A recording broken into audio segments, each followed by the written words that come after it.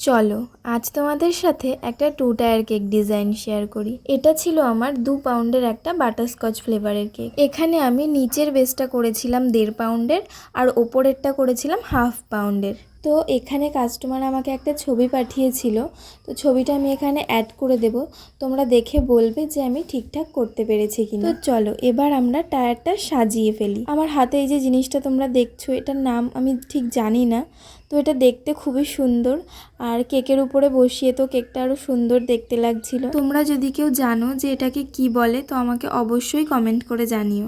এর পরের কোনো ক্লিপ আমি নিতে পারিনি কোনো কারণে, তো তোমরা একেবারে ফাইনাল লুকটা দেখে নাও।